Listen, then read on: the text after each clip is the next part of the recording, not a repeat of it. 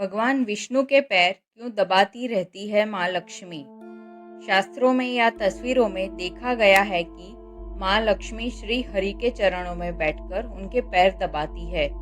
इसके पीछे भी एक पौराणिक कथा है, जिसका वर्णन हम यहाँ कर रहे हैं।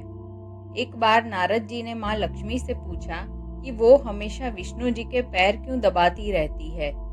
लक्ष्मी जी ने जवाब दिया कि चाहे मनुष्य हो या फिर देवी देवता, ग्रहों के प्रभाव से कोई अछूता नहीं रहता है। महिलाओं के हाथ में देवगुरु बृहस्पति का वास होता है, तो पुरुषों के पैरों में दैत्य गुरु शुक्राचार्य का।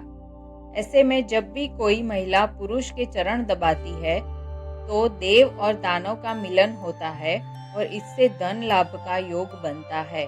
यही कारण है कि मैं हमेशा श्री हरि के चरण दबाती हूँ। एक अन्य पौराणिक कथा के अनुसार लक्ष्मी जी की बहन अलक्ष्मी उनसे ईर्ष्या करती थी। ऐसा इसलिए क्योंकि अलक्ष्मी बिल्कुल भी आकर्षक नहीं थी। उनकी आंखें भड़कीली, बाल फैले हुए और बड़े बड़े दांत थे।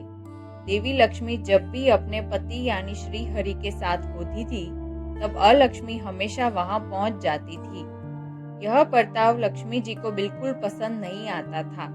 उन्होंने अलक्ष्मी से कहा कि तुम मुझे और मेरे पति को अकेला क्यों नहीं छोड़ देती।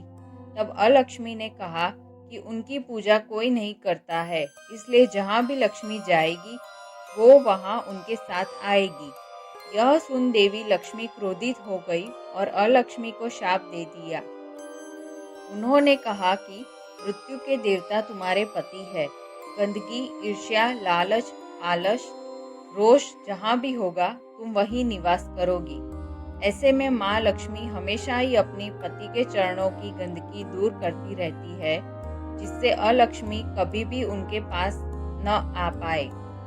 जैसा कि कहा जाता है कि सौभाग्य और दुर्भाग्य एक साथ चलते हैं, ऐसे में दुर्भाग्य कई बार आपके जीवन में प्रवेश करने के मौके तलाशता रहता है।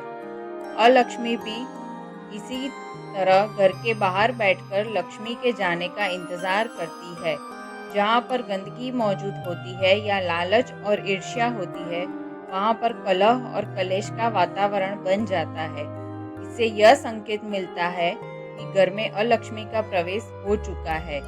ऐसे में लोगों को माँ लक्ष्मी की पूजा निरंतर करते रहना चाहिए, जिससे अलक्ष्मी घर में प्रवेश न कर पाए। ऐसी और नई बातें जानने के लिए मेरे साथ जुड़े रहे। धन्यवाद।